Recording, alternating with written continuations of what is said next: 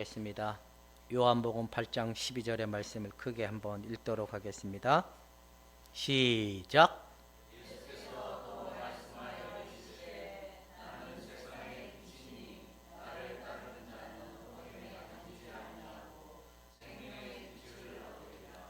아멘. 기도하겠습니다. 생명의 빛을 얻으리라 약속하시고 보여주시고 보증하신 예수 그리스도의 그 죽으심과 부활하심의 그 은혜를 따라 오늘도 우리가 예수의 생명을 가지고 아버지 앞에 선자들이 되도록 영광을 삼아 주옵소서. 예수님의 이름으로 기도합나이다. 하나님의 영광은 누구실까요? 하나님의 영광은 누구실까요? 예수 그리스도. 그 영광의 빛을 받은 자들은 누구일까요? 우리이죠. 그 빛을 받은 자들은 우리라고 합니다. 지난주에 우리가 그 교회에 와서 하늘의 것을 사모하는 자들이 아니라 땅의 것을 구하는 신앙생활을 하다가 예수와 아무 상관이 없는 그런 삶을 살게 됐다라는 의미를 가지고 함께 나눴습니다. 그 이유가 무엇이냐?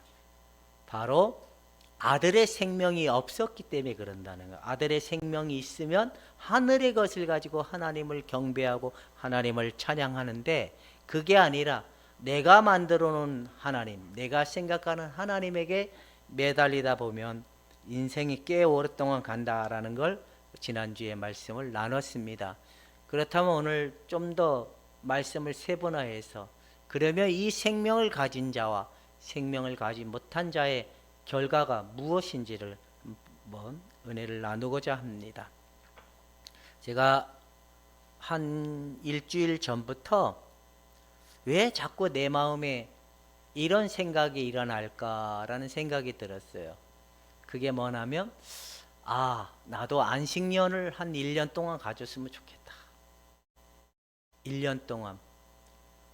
1년이면 너무 길죠. 한 달은 억적지 하면은 5번만 하면 한 달은 될 것 같은데, 한 1년 동안 나도 안식년을 가졌으면 어떨까라는 생각이 들어서, 제 학교 제자 목사가 저기 어린이 공원 그 어린 놀이터 후문 쪽에서 목회를 하고 있는데, 목사님이 여기 교회랑 거기 교회를 2번 예배를 좀 해줬으면 좋겠다라고 제가 제안을 했는데, 그러면서 끊임없이 왜 내가 이런 쉬고 싶다, 왜 이제 그만하고 싶다라는 말은 아닌데 나도 좀 쉬어봤으면 좋겠다는 생각이 계속 이제 밀려들기 시작을 하는데, 어제 저녁에 그 답의 원인을 찾았습니다.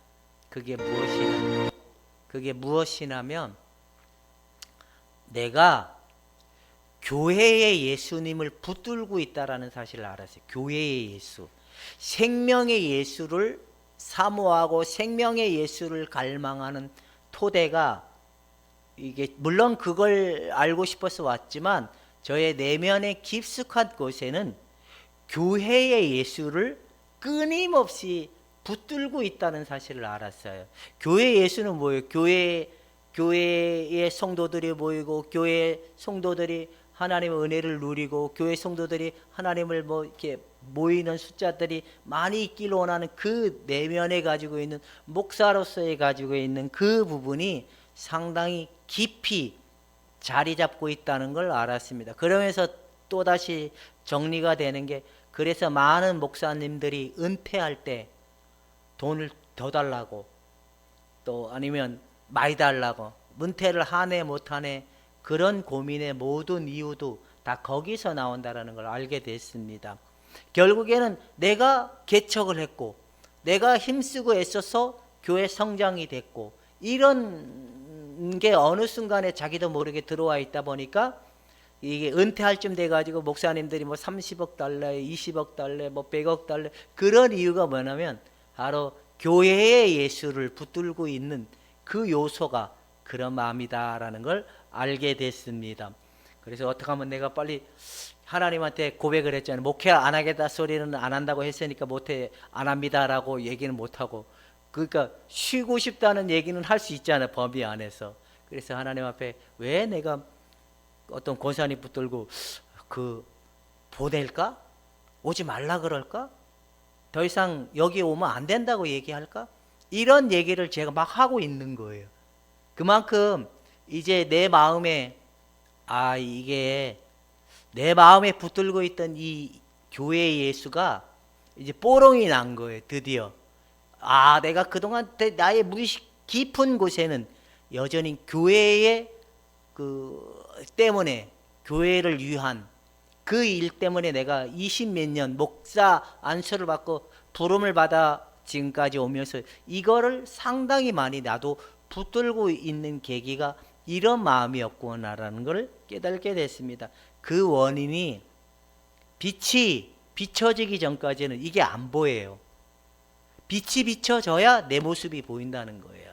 나의 의식 속에는 당연히 주님을 위해서 왔다고 했지만 어느 순간에 나도 모르게 들어온 이 교회 건물적인 예수가 내 마음의 주인 되었다는 사실을 알게 됐다라는 내용인 겁니다. 빛이 비춰져야 그게 보이는 거예요. 빛이 비춰지기 전까지는 죽었다 깨나도 안 보여요. 그래서 사람들이 잘 안 된다는 겁니다. 그래서 오늘은 이제 이 부분을 좀 더 나누려고 합니다. 요한은 생명에 대한 언급을 요한복음에는 16번 나오고 요한 1서에는 6번이 나오는 이 생명에 대한 부분이 이렇게 나온다는 거예요. 생명, 빛, 이건 같은 개념인 거예요. 영생, 생명, 빛 같은 개념인데 영생이라는 말의 의미는 뭐냐면 예수 그리스도의 말씀이 우리의 인격 안에 심화되어 가고 그 부분으로 우리의 인격이 세워져 가는 게 영생인 거예요. 죽어서 천국 가는 영생, 미래적 영생, 지난주에는 많은 사람들이 거기에 매달리다 보니까 지금 여기서 우리 안에 하나님의 예수 그리스도의 말씀과 인격이 우리 안에 심화되어 가고 그 일을 힘쓰지 못하고 누리지 못하는 이유가 미래적 영생에만 두고 있었다라는 이야기를 했기 때문에 우리가 어느 정도 알아먹을 거라고 생각이 됩니다. 영생의 의미는 영생, 생명, 빛, 이거는 이제 같은 의미인데 하나의 개념이지만 그 의미의 핵심 속에 많은 이 진짜 정의가 뭐냐면 예수 그리스도의 생명이 우리 안에 심화되어져 가고 인격화되어 가는 게 영생이다라고 얘기하는 거예요. 우리가 이제 다음 주부터는 진리에 대한 부분을 가지고 공부를 나눌 텐데 진리란 뭐냐? 예수 그리스도와 우리가 결속되어 하나가 이루어지는 게 진리인 거예요. 이해가 돼요? 영생과 진리는 따로 가기가 진행 과정 가운데 나타나는 하나의 현상이라는 거예요. 근데 예수 따로 내 따로 이건 아니라는 거예요. 이게 안 되는 이유가 왜 그러냐? 생명이 없는 자들이기 때문에 그렇다는 거예요. 그래 어떤 사람들은 경험을 가지고 구원을 받았다고 하지만 구원의 생명의 실제적인 능력이 없다라고 볼 수 있는 게 뭐냐? 점진적 변화가 일어나지 않은 칭의의 은혜는 있으나 그들에게는 예수 그리스도의 거룩하신 그 생명적 능력이 그들에게 흘러들어오지 못하기 때문에 영적 성장이 일어나지 못하고 변화가 일어나지 못하는 이유를 말하고 있다라는 겁니다. 결국에는 예수님은 신부이고 예수님은 신랑이고 우리는 신부라는 이 영적인 의미의 개념이 뭐냐? 예수와 우리가 하나가 되는 게 진정한 신앙의 목적인 거예요. 왜? 그분은 신성과 인성을 가지시고 하나의 인격 안에서 이루어진 그 삶이 보본을 보여주시고 표본을 보여주신 분이고 그 실제가 우리 안에 이루어지기 위하여 예수님이 오셨다는 사실을 놓치게 되면 그냥 막연한 구원, 막연한 생명, 막연한 하나님에 우리가 빠져서 헤어나오지 못하는 결론에 이르게 된다라는 겁니다. 그래서 요한은 생명이 예수 안에 있었다고 말하는 거예요. 요한은 생명이 예수 안에 있었다고 얘기하는, 우리가 지난주에 얘기했잖아요. 하나님이 시간 전에 삼위의 하나님께서 약속을 하시고 서로 합의를 본 게 뭐냐? 아들에게 생명을 주겠다는 약속과 그 아들의 생명을 우리의 주시기에 없다라고 약속했다. 창세전의 그 비밀적인 이야기를 지난주에 나누겠다고 했습니다. 요한은 예수님 안에 생명이 있다라는 거, 이 생명을 받은 자들이 이제 하나님 아버지 앞에 나갈 수 있는 길이 열려지고 하나님의 뜻이 깨달아지게 되고 알아지는 은혜가 일어난다는 거예요. 쉽게 얘기하면 까만 거 글씨고 하얀 건 종이면 눈이 안 열어졌다라는 거예요. 성경에서 말하는 예수 그리스도가 이루신 일들 속에 하나님의 뜻이 무엇인지를 깨달아지는 은혜가 나타나는 게 뭐냐? 아들의 생명을 받은 자들의 결과물이라는 거예요. 근데 아들의 생명의 은혜가 왔는데도 여전히 자신의 모습이 보여지지 않고 자신의 모습이 깨달아지지 않는다면 이거는 어쩌면 생명이 없기 때문에 그런다는 겁니다. 방언을 해도 생명의 은혜가 없으면 그건 안 돼요. 기도를 해도 그건 안 돼요. 그러나 생명이 있는 자들은 아버지의 뜻이 무엇이고 우리에게 주고자 했던 은혜가 무엇인지를 보여주게 되어 있다는 겁니다.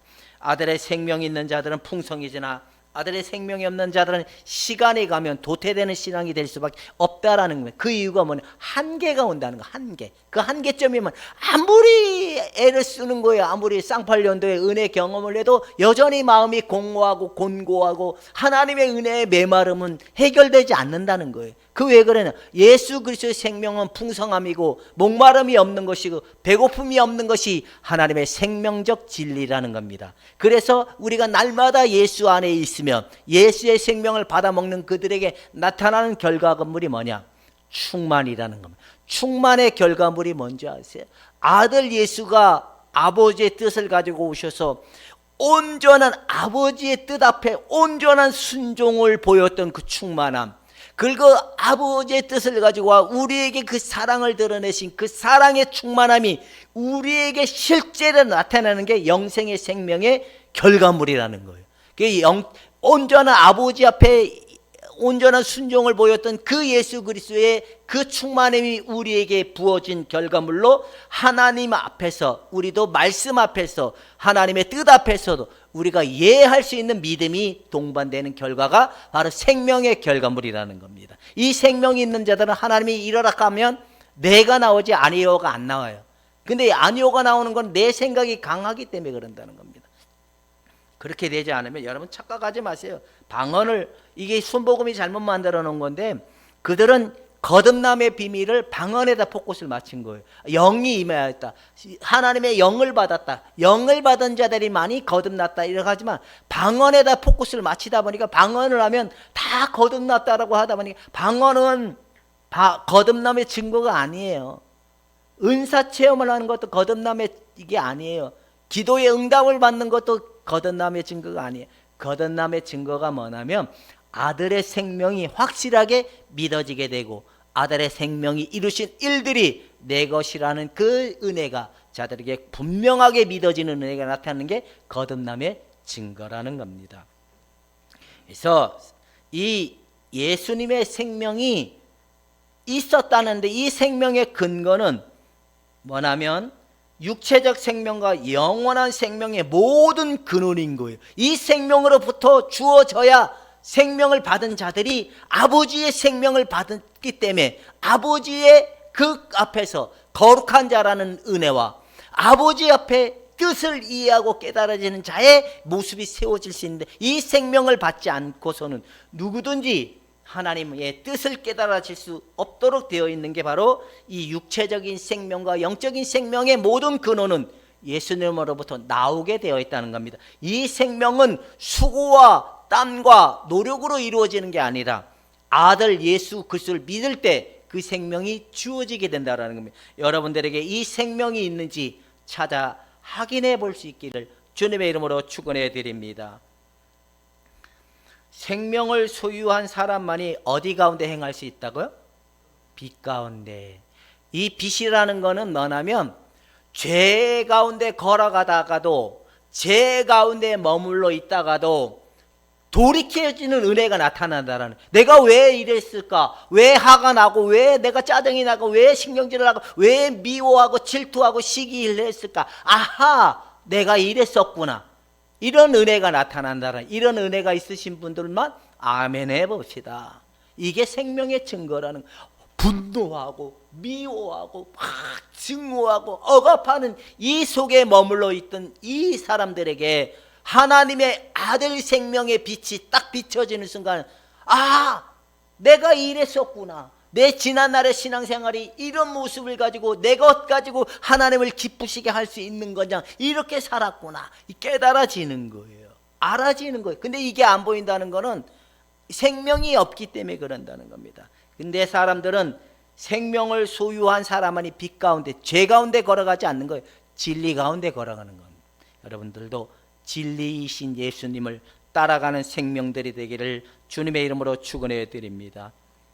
예수님을 따라가는 거예요. 예수님을 본받기 위해서 애쓰는 게 아니에요. 진리의 생명을 받은 자들은 애쓰고 수고하고 땀 흘리셔서 예수님을 닮아가는 게 아니라 예수님으로부터 생명을 받았기 때문에 우리가 예수님을 닮아가는 은혜가 나타나는 거예요. 근데 많은 사람들은 자기가 예수님을 닮아보겠다고 하니까 결국에는 누구를 믿지 않냐, 예수님이 죽으시고 이루신 은혜를 믿지 않고 자기의 수고와 자기의 노력으로 변화를 시도하려고 하지만 안 된다는 겁니다. 그건 바리새인밖에 안 된다는. 근데 우리는 어떻게 변화를, 예수님의 이루신 십자가의 은혜의 생명을 받았기 때문에 우리가 예수님을 닮아가는 거예요.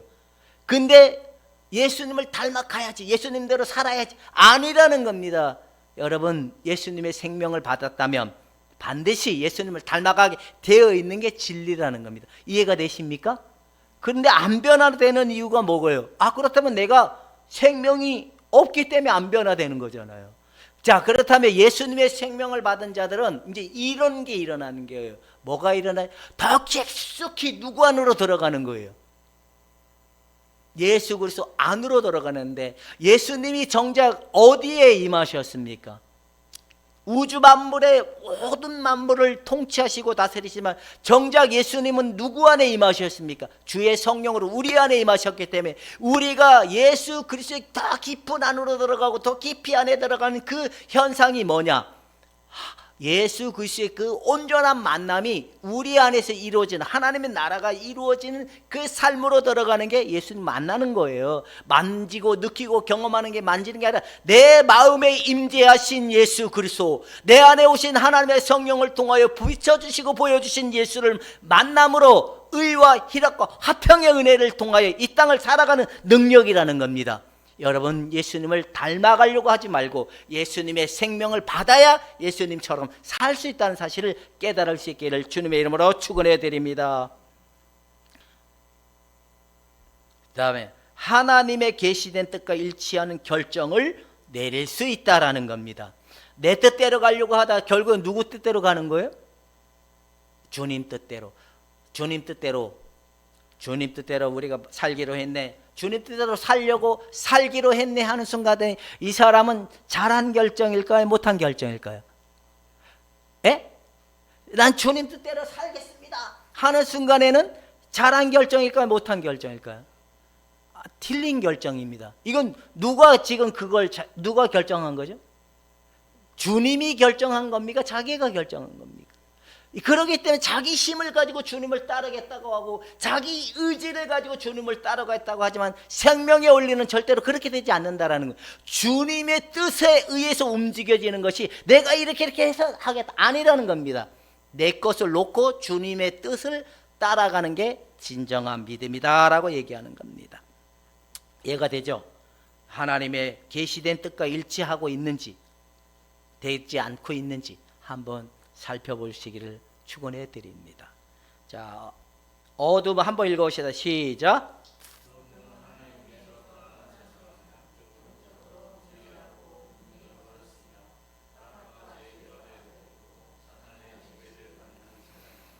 그 결국에는 예수 그리스도의 생명과의 빛이 들어오기 전에는 결국에는 이 사람의 상태는 이런 상태에 있다라고 보여주고 있는 거예요. 그게 이런 상태에 있는 사람 보고 방언을 가지고 신앙의 체험을 가지고 어떤 성경 공부를 가지고 막 이렇게 하려고 하지만 안 된다라는 겁니까? 저 사람이 급이 어떤 회사의 기업의 사장님이고 약간 주일날 안 빠지고 잘 나오고 그 다음에 교회 와서 헌금도 많이 하고 11주도 많이 하는데 딱 보기에 인품도 괜찮아. 그러면 그 사람에게 교회는 뭘 주죠? 직분을 주잖아요. 직분을 딱 주는 순간부터 그 사람은 하나님의 뜻이 보여지지 않다 보니까 결국엔 누구의 생각을 자꾸 관철하려고 하죠?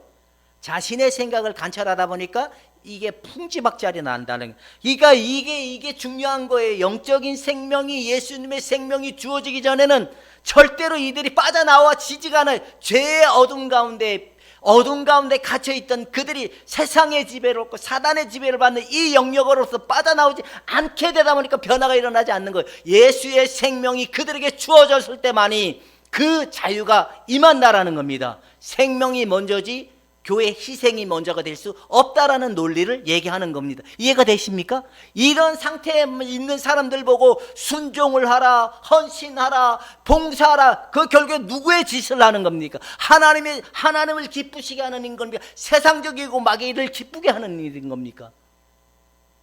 이게 우선이 아닌 거예요. 이게 교회 와서 헌신하고 더 많이 열심히 내고, 이거는 아무런 하나님이 기뻐 받을 만한 게 아니라는 겁니다. 이런 영적인 무지의 상태에 빠져 있고 죄 가운데 머물러 있던 그 사람들에게 필요한 건 예수님의 생명이 먼저라는 겁니다. 여러분, 여러분들이 지난날 일 속에 있었기 때문에 많은 갈등과 많은 어려움을 겪었던 이유가 뭐냐?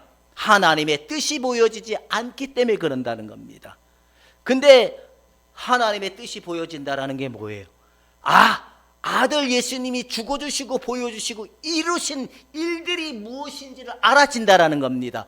그래서 그게 믿음으로 받아들여진다라는 겁니다. 예수 그리스도가 십자가에 죽으시고 이게 아니라 그 놀라운 사실의 비밀이 점점점 알아지는 거예요. 그 속에서 십자가에 죽으시고 부활하신 그 은혜가 알아지면서 그렇구나, 이것이 예수님의 날로 이루어지신 은혜이고 구원이고 축복이고 사랑이구나, 이게 믿어지는 거예요. 이해가 돼요? 근데 이게 아니면 결국에는 안 된다는 겁니다. 그러니까 외형적인 걸로 믿음을 평가하지 말고 내적인 생명을 보고 평가해야 될 이유가 있다라는 겁니다. 성육신은 모든 면에서 중요한 사건에 해당한다는 거예요. 성육신. 만약에 예수님이 육신의 몸을 이 땅에 입고 오지 않았다면 인간의 문제, 죄의 문제가 해결되지 않았을 거예요. 예수님이 이 땅에 육신의 몸을 입고 온 순간 이젠 우리가 누가 계심을 확실히 알게 되는 거예요? 하나님이 정말 살아계시군. 왜? 그분은 육신의 몸을 이 땅에 입고 오셔서 영이시고 생명이신 하나님 아버지를 온전히 보여주신 그 결과물이 성육신이거든요. 근데도 봤는데도 예수님이 없다고 하는 것은 그냥 어두워져 있고 세상 가운데 있기 때문에 그런다는 겁니다. 그러니까 잘 봐보세요.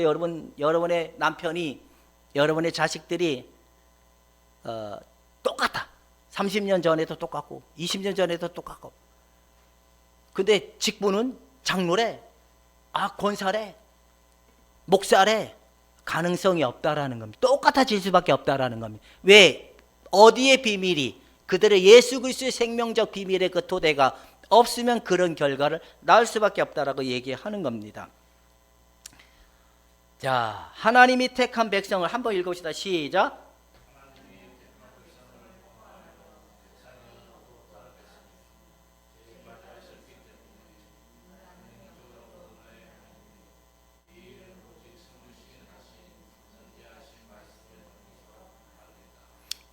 거듭나야 되는데 이거는 오직 예수 그리스도의 선지하신 은혜, 그분이 이루어놓으신 그 은혜 말씀의 생명으로만이 새로 태어나야 된다네. 새로 태어나, 옛사람의 지배를 받던 내가 예수의 생명의 지배를 받기 위해서는 새로 태어남이 있어야 된다. 이게 영적 거듭남이. 영적으로 거듭나지 않고서는, 거듭난 자가 아니고서는 누구든지 하나님 나라를 볼 수 없다라고 얘기했던 디모데의 저기에 있었던 것처럼, 니고데모에게 얘기했던 것처럼 바로 죄와 허물 가운데 있었던 모든 사람들이 영적으로 거듭나야 하나님의 뜻이 깨달아지고 알아지는 은혜가 일어난다라는 겁니다. 이게 우선이어야 되는데 거듭남의 증거를 자꾸 외적인 행위의 노력과 수고로만 비춰지니까 안 된다는 겁니다. 예수님의 그 이루신, 십자가에 이루신 일이 확실하게 여러분들 눈이 열어져서 그 뜻이 깨달아지고 알아지는 은혜의 결과물이 뭐냐? 생명이고 빛이라는 겁니다. 예수님의 비밀이 잘 열려지십니까? 안 열려지십니까? 안 열려진다면 내가 다시 한번 생각해 봐야 되겠고, 그 예수님의 깊이와 높이와 넓이를 알아가라고 제시했던 바울은 우리를 그렇게 요구하는 거예요. 그래서 바울은 또 우리에게 요구를 하죠. 너희 마음에 누구의 마음이 품어지게 하라고? 예수 그리스도의 마음이 품어지게 하라고. 바로 이거라는 겁니다. 바로 거듭나야 된다라는 겁니다. 거듭난 사람만이 죽으시고 부활하신 그 은혜 토대에 우리의 믿음이 자라가는 은혜가 나타나게 되어 있다라는 겁니다. 근데 영적 성장의 비밀이 많은 사람들이 수고하고 땀의 노력이라고 생각하다 보니까 아니라는 겁니다. 수고하고 노력해서 성장이 일어나는 게 아니라 오직 영적 성장의 비밀은 예수님의 죽으심과 부활하심의 생명을 받았고 그 생명에 참여된 자들만이 성령을 통해 영적인 성장이 일어나게 된다라는 겁니다. 이해가 되시죠? 근데 사람들은 막 기도로 영적인 성장을 일으키려고 안 된다. 그렇게 아무리 해도 안 된다. 그 다음에 막 봉사로서 아니랍니다. 오직 예수님의 생명으로만이 영적인 성장이 가능하다라고 얘기하는 겁니다. 자, 말씀을 한번 살펴봅시다. 한번 읽읍시다. 시작. 이 생명은 사람들의 빛이라. 아까 얘기했죠. 빛이 예수의 생명을 받은 사람들은 하나님의 계시의 뜻에 일치하는 현상이 일어난다 그랬죠. 근데 성경에서는 까만 거 글씨고 하얀 거 종이면 이게 생명이 없기 때문에 그런다는 겁니다. 생명이 있는 자들만이 그 예수님의 그 죽으심과 부활하심의 은혜를 누림이 나타나지만 생명이 없는 자들은 대개가 자기 노력, 자기 수고를 가지고 영적인 진리를 누리려고 하는 현상이 일어난다는 거예요. 절대로 그렇게 되지 않는다라는 겁니다. 또 한번 읽어봅시다. 자, 내가 시작.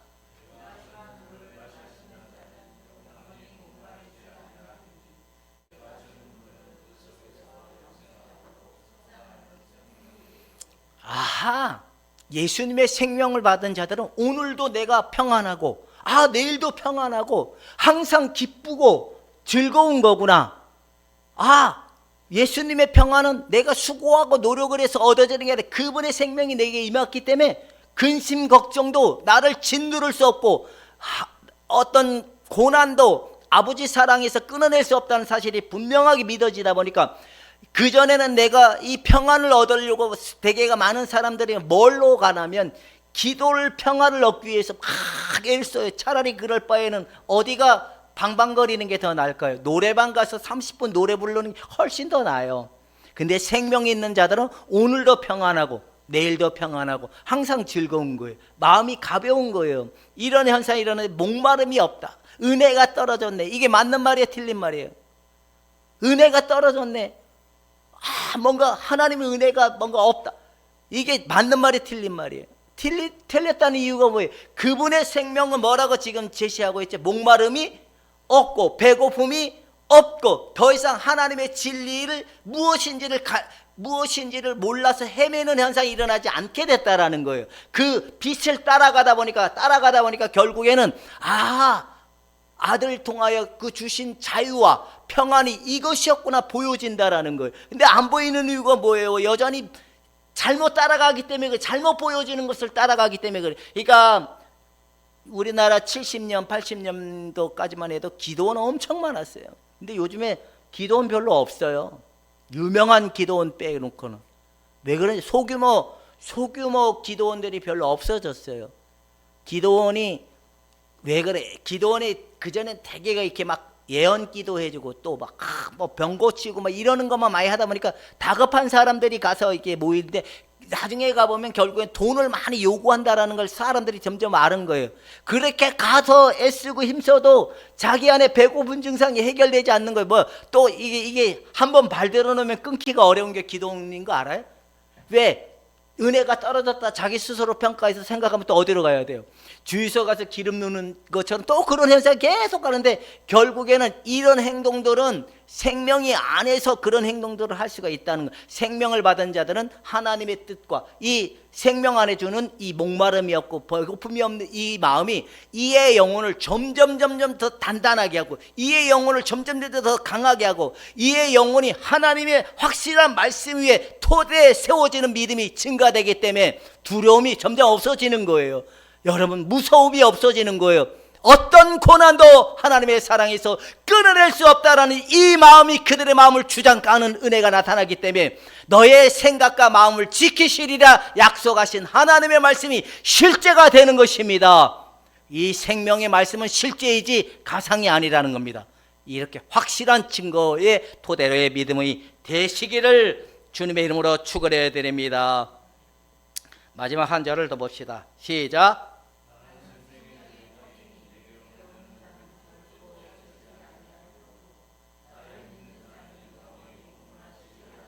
이제 이해가 되시니 이 생명이 있는 자들은 배고플 수 없고 신앙에 지쳐서 나가 떨어져서 예수 믿다가 옛날에는 막 은혜 받았네, 뭐 받았네, 기도원에 가서 은혜 받았네, 축복 받았네 했는데 한 몇 년 지나고 나서 그렇게 이 교회 열심히 했던 사람들이 몇 년 지난 다음에 지금 어디 가 있냐면 교회 바깥에 가 있어. 왜 그럴까? 이거는 은혜 받은 겁니까? 구원받은 겁니까? 아니면 지감정이 취한 겁니까? 지감정, 이런 결과물이라는, 이게 달라요. 이 생명이 있는 자들은 지속적인 거예요. 지속적. 이게 뭔지 아세요? 하나님을 향한 열망이 지속적인 거예요. 오늘 내가 열심히 내고 내일 열심히 아니, 이 마음은 계속 타오르는 성령의 불꽃이기 때문에 이 타오름의 열매는 거룩한 성령의 열망이기 때문에 없어지지 않는 열망이고, 왜? 하나님을 향한 거룩한 열망이 솟아 올라오는 힘이기 때문에 이 힘이 우리를 달려가는 믿음이 되도록 만들어준다라는 겁니다. 이해가 되십니까? 그러니까 결국에는 예수님의 이 생명이 있느냐 없느냐의 결과는 외적인 행위와 아무 상관없이 우리의 영혼 안에서 일어나는 실제 생명적 능력이라는 거예요. 배고프지 않아요. 은혜 없어서 자꾸만 뭔가 사람들은 자꾸만 딴 데에 가서 이렇게 헤매려고 하니까 그런 거예요. 한 번 더 읽어봅시다. 시작.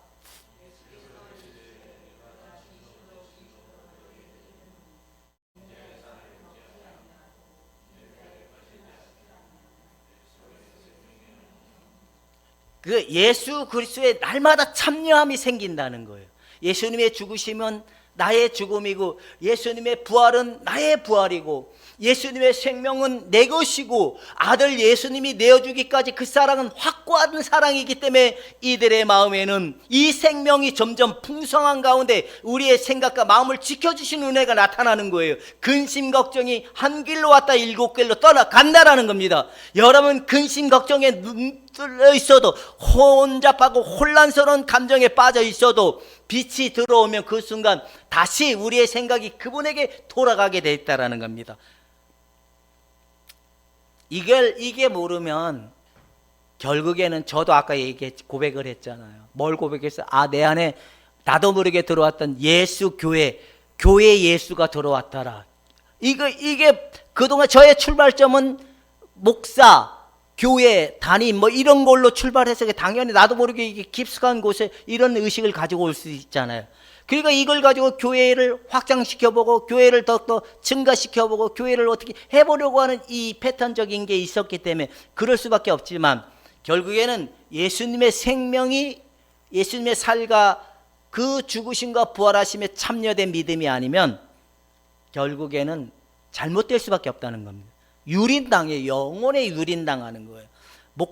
제가 저번에 어떤 교회 갔더니만 거기 기존 교회의 아마 성도들인 것 같아요. 그 교회에서 전도를 해서 들어온 성도가 아니라 그분하고 친분이 있다 보니까 아마 들어왔던 거. 다 보니까 어머 목사님, 이 목사님을 이렇게 떠받치는 모습을, 저게 한국교회 현대판 성도들의 모습이구나. 이제 통하면서 그랬어요. 목사님, 거기 교회는 우리 교회보다 나은 것 같아요. 거기 교회 성도들은 목사님을 되게 이렇게 막 떠받치는 것 같아요. 자기도 그렇게 하고 싶지는 않는데 굉장히 조심스러워 하는데, 제가 보니까 목사님은 그렇게 가르친 적이 없지만 이미 기존 교회에서 목사님은 자기도 모르는 목사에 대한 숭배 의상적 뭔가 대단한 권위적인 그 권위 앞에 길들여진 모습들이 아닐까라고 제가 봤습니다라고 얘기했는데, 여러분, 예수 그리스도의 목사에게 잘해야 복 받는다라는 지난날 있어요, 없어요? 목사 매가지 빗들었다가 이게 멱살 잡았다가 그 가족이 그냥 하나님이 쳐가지고 잘못했다는 말 들어본 적 있어요, 없어요? 이런 문화가 굉장히 목사를 권위적인 그 위에다 둬가지고 목사의 말에 절대 복종하도록 만들었던 지난날 모든 거, 이런 형태의 의식이 성도들에게 있어요. 우리는 그런 의식으로부터 빠져나와서 예수님의 생명적 그 은혜의 능력 아래 여러분 달려갈 수 있기를 주님의 이름으로 축원해 드립니다. 그러니까 목사 말은 잘 들어서 복을 받는 게 아니라 주님의 생명을 누려야 복을 받는 거예요. 이해가 되죠? 그러니까 목사 말 잘 들으려고 하는 사람들은 어떻게 해야 돼요? 근데 이게 있어요. 목사 말은 무조건 듣는 사람들은 무식한 사람들인 거예요. 근데 목사 말을 진짜 잘 듣는 사람들은 생명의 빛이 와서 예수님이 비춰주시고 보여준 게 뭔지를 알기 때문에 신뢰관계성이 되게, 그걸 서로가 관계가 유지가 되면서 가다 보니까 따르려고 하고 같이 함께 더불어 나누는 교제가 되는 거예요. 이해가 돼요? 근데 이게 없이 그냥 목사의 말을 맹목적으로 따르려고 했던 사람들의 결과물이 뭐냐? 따르는 것처럼 보이나 따르지 않게 된다는 겁니다. 근데 진짜 예수의 생명이 임한 자들은 예수의 죽으심과 부활하심의 그 은혜 속에서 나오는 은혜와 사랑을 교제와 나누다 보니까 친밀한 관계가 되고 서로 신뢰의 관계가 되는, 왜? 그 말하는 예수와 내 안에 주신 예수의 생명이 같은 영을 가진 자들이기 때문에 같은 고백이 일어나는 거예요. 이해가 되십니까? 무턱대고 순종하는 것도 잘못되지만 그렇다고 해서 무턱대고 따르지 않는 것도 또 문제가 있는 거예요. 이해가 되죠? 그렇다면 어떻게 해야 될까? 같은 생명을 받고 같은 은혜의 토대를 가지고 서로 나누고 서로 그 은혜를 가지고 서로 하나님의 은혜를 나누고 교감하고 그러면서 가는 게 진짜 목사와 성도의 관계라는 겁니다. 이해가 되십니까? 목사와 성도의 관계는 이런 관계지, 생명 때문에 교제의 관계지 복종하고 무조건 따르는 관계가 돼서는 안 된다라고 제시를 하는 겁니다. 이해가 되시는 부분만 크게 아멘해 봅시다. 그럼 여러분들은 예수의 죽으심과 부활하심을 또 함께 나누어야 될 은혜가 있다면 이걸 가지고 우리가 더불어 가는 거예요. 어디까지? 그리스도의 장성한 놀라운 비밀의 은혜에 들어가 함께 사랑을 나누고 함께 더불어 은혜를 나누고, 이게 뭐예요? 그게 교회예요. 교회는 그냥 이 몸뚱아리 키우는 게 교회가 아니에요. 이곳에 주님의 그 은혜를 나누고 함께 교제를 더불어 가는 게 교회예요. 이 교회가 진정한 교회로 되기 위해서 생명을 가진 자들이 예수님의 그 은혜를 나누는 게 교회예요. 순종하고 충성하고 봉사하는 게 교회가 아니라는 겁니다. 그렇다면 잘 봐보세요. 내 것 가지고 교회 들어오는 거는 잘하는 걸까요? 못하는 걸까요? 못하는 거예요. 내 것을 많이 드려야 된다는 생각을 가지고 교회를 들어오면 잘 되는 겁니까? 안 되는 겁니까?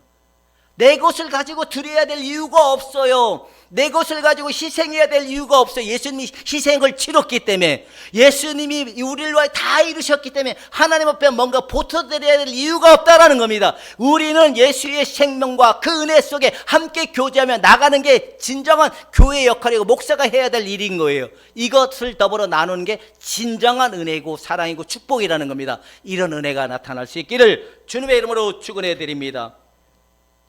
이게 피를 먹는 거예요. 오늘도 피 먹고 내일도 살을 마시고. 그래서 제가 원래 이번 주가 첫 주잖아요. 매월 첫 주에 성만찬을 해야 되겠다는 생각을 했다가 오늘 반주자님이 자기 뭐 친한 친구가 결혼식이 있다라고 해서 저는 반주기도 하긴 했지만 역시 기계는 기계야. 따라갈 수가 없을 것 같아요. 마음에 안 들지만 그래도 어떡합니까? 아쉬워라도 저 기계를 써야죠. 근데 매주마다 이런 성찬을 나누고 하는 의미는 뭐냐면 그 형식이 아니에요. 같은 은혜, 같은 예수의 그 생명을 같이 공유하고 나누는 시간대이기 때문에 그 성만찬을 하는 거예요. 매주 모일 때마다 하면 너무 시간도 많이 걸리고 그러다 보니까 지금은 그렇게 안 하지만 우리도 한 달에 한 번씩은 그런 걸 했으면 좋겠다는 생각이 들긴 해요. 왜냐하면 성만찬기가 바뀌었거든요. 그것도 1년에 2번 쓰려면 그거 바꿀 이유가 없잖아요. 불편하더라도 그냥 쓰면 되지만 매 한 달에 한 번 정도만 꼭 할까 말까 고민을 했다가 결론은 하는 쪽으로 3월 달부터 시작을 해서 매달 첫째 주에 성만찬을 시작하려고 합니다. 그 이걸 기념하라고 했기 때문에 이 기념은 형식이 아니라 함께 은혜를 나누는 시간이고 공유하는 시간, 주님의 은혜가 내게 흘러들어오는 시간이고 그걸 통하여 함께 하나님의 사랑이 그들에게 누리는 은혜가 나타나도록 하기 위함이라는 겁니다. 한 번 더 읽어봅시다. 시작.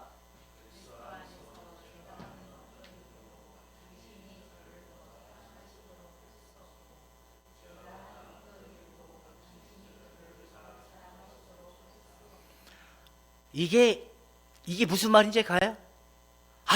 예수님이 아버지 앞에 다 이루신 은혜, 그 공의, 하나님을 충족시킨 그 결과물로 내가 더 이상 하나님을 위해서, 하나님을 위한, 하나님 때문에 그 어떤 것도 머리카락 하나, 눈썹 하나, 아니면 우리의 그 솜털 가운데 하나의 무게의 어떤 내 행위도 들어갈 수 없다라는 걸 얘기하는 거예요. 여러분, 이게 확실하게 믿어지십니까? 하나님이 날 사랑하시는구나. 아버지가 내어주기까지 그 사랑을 내게 확증해 주셨구나. 이 사랑이 믿는 자들이 있다면 오늘도 내가 막 수고하지 않아요. 그냥 누리는 거예요. 생명이 있는 자들은 누리는 것이 수고하는 것이 아니다. 시작.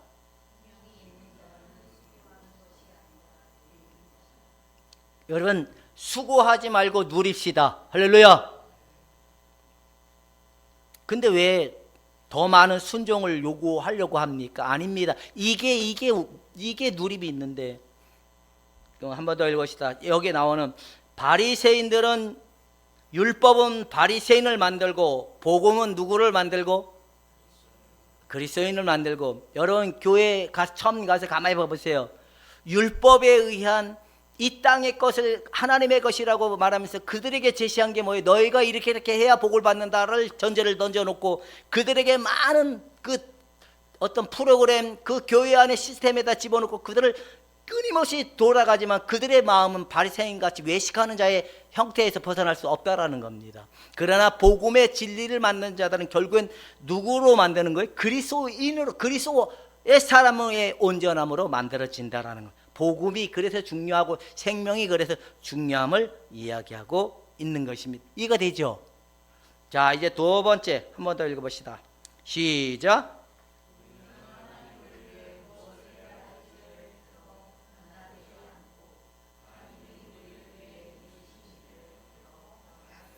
이게 무슨 말인지 가요? 자, 그렇다면 이게 있으면 우리는 변화된다는 거 안 된다는 거예요? 변화되는 거예요. 근데 변화가 안 되면 저것이 후루꾸야 안 후루꾸예요? 후루꾸가 될 수도 있죠. 우리가 하나님을 위해서 무엇을 해야 이걸 가지고 들어서 가면 변화되는 게, 그러니까 기도로 우리가 바뀔 수 있어요, 없어요? 그러면 성경 공부를 많이 하는 것도 물론 필요하겠지만, 기도도 필요하겠지만, 기도와 성경 공부를 가지고 우리가 변화되지 않아. 오직 예수님의 생명의 능력을 가지고 우리가 변화되는 거예요. 이해가 되십니까? 그러니까 잘 봐보세요. 제가 알았어요. 어느 날. 뭘 알았냐? 우리가 통성기도를 많이 하잖아요. 통성기도. 근데 알았어. 이 통성기도는 하나님께 하는 기도일까요? 자기가 자기에게 하는 기도일까요? 통성기도는 하나님께 하는 기도일까요? 자기가 자기에게 하는 기도일까요? 대개가 보면 자기가 자기에게 하는 기도야. 근데 아들의 기도는 그렇게 되지 않아요. 근데 사람들은 기도합시다. 하나님이 우리의 기도는 들으시지만 너무 통성을 하는 힘의 원리의 기도를 하지만 자기 감각에 온 감각을 촉각을 다 세워서 하나님의 뜻을 깨닫고 알아지기 위해서 촉각을 다 내세우지만 정작 자기가 거기에 토대가 되는 거예요. 기도의 내용은 뭐라고 말하는지 모르겠지만 모든 촉각을 거기다 다 세운 거예요. 하나님 오늘도 나에게 은혜를 주시겠지, 뭔가 말씀을 들어주시겠지, 거기다 또 뭐 하겠다고, 하나님 오늘도 뭔가 감미로움을 느끼게 하기, 이 모든 촉포코스에 보면은 나에게 맞춰졌기 때문에 그런 거예요. 나에게. 그게 은혜 받았네, 능력 받았네, 환상을 받네, 다 거짓 환상을 보고 거짓 음성을 듣는 거예요. 진정한 음성은 예수 그리스도를 통하여 이루신 말씀이 들려지는 게 진정한 하나님의 음성이라는 걸 깨달을 수 있기를 축원해 드립니다.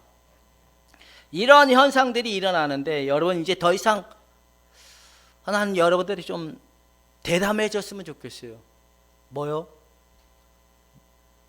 예수님 안에서 수영을 하자. 이런 대범함이 좀 있었으면 좋겠어요. 물 위에 뜨기 위해서는 나를 어떻게 해야 돼요? 물 위에 뜨기, 수영장과 물 위에 뜨려면 나의 온몸의 힘을 다 빼야 되잖아요. 나의 변화를 몸부림치지 말고 십자가의 그 능력 안으로 깊숙이 들어가는 믿음의 사람들이 되기를 축원해 드립니다. 내어 맡기라는 겁니다. 너희 온전케 하시는 예수를 바라보라는 겁니다. 그 속에 하나님이 우리를 온전케 하시는 비밀은 그 예수를 바라보고 예수님 안에 나를 다 맡기고 내어드리고 그분의 뜻이 내게 이루어지기를 소망하는 그 마음에 우리가 들어갈 때 점진적 변화가 일어난다, 그 이야기를 하는 겁니다. 이해가 되죠? 노는 게 잘하는 걸까요? 바쁘게 그냥 변화되려고 뭔가 하나님을 기쁘시게 해보려고 애를 쓰는 게 잘하는 걸까요? 노는 게 제일 잘하는 거예요. 노는 사람도 노는 거에 대한 확신이 있어야 놀지, 노는 거에 대한 확신이 없으면 못 놀아요. 세 번째, 한 번 더 읽읍시다. 시작.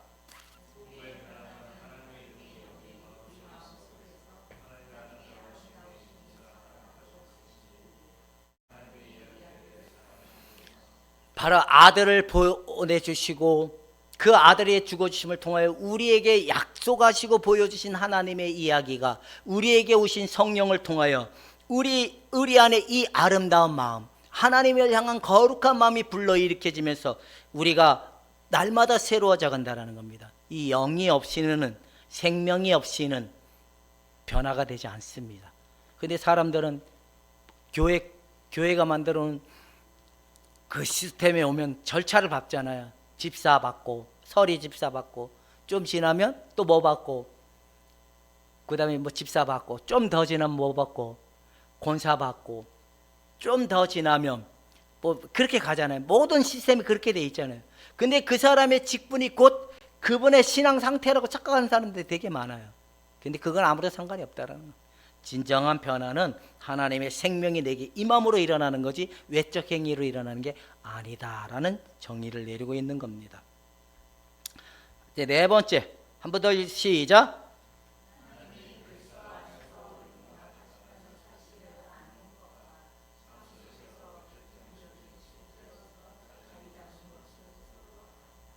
그러니까 아는 거와 예수님의 죽으심과 부활하심이 실제 삶 속에 들어가 살아가는 이 생명적 능력이 다른 거예요.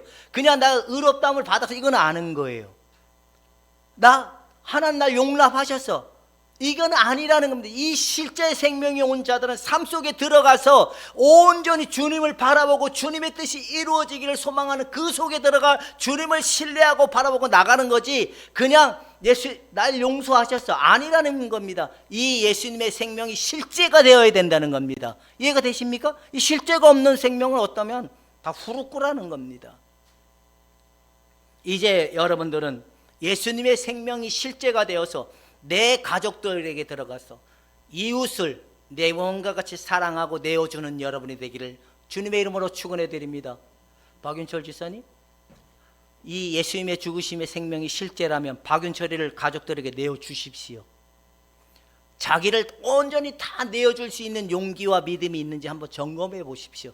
없다면 생명이 없을 수도 있는 겁니다. 내가 자존심 때문에 못 내줘, 죽은 자가 무슨 자존심입니까?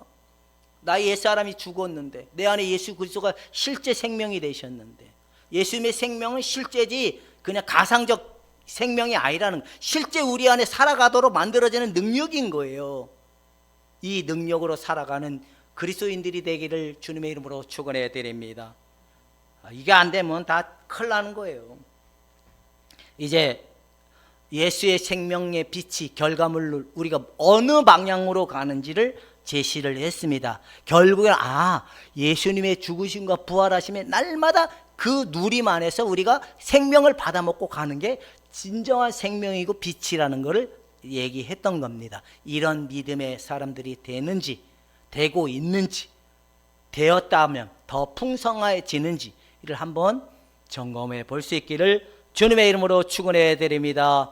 기도하겠습니다. 하나님 아버지, 거짓 예수에 붙들리지 말고 실제 예수의 생명에 붙들린 자들이 되게 하여 주시옵소서. 저들이 알고 있는 지식에 의해 가상적으로 만들어진 예수가 아니라 실제 죽으시고 부활하셔서 우리 안에 오신 그분이 하나님이 되어주시고 구주가 되어주셔서 저들의 삶에 오병이어와 같이 하나님 저들의 삶의 풍성함을 통하여 이웃에게 나눠줄 만한 믿음과 은혜가 나타나게 하여 주었길 원하며 예수님의 이름으로 기도하옵나이다.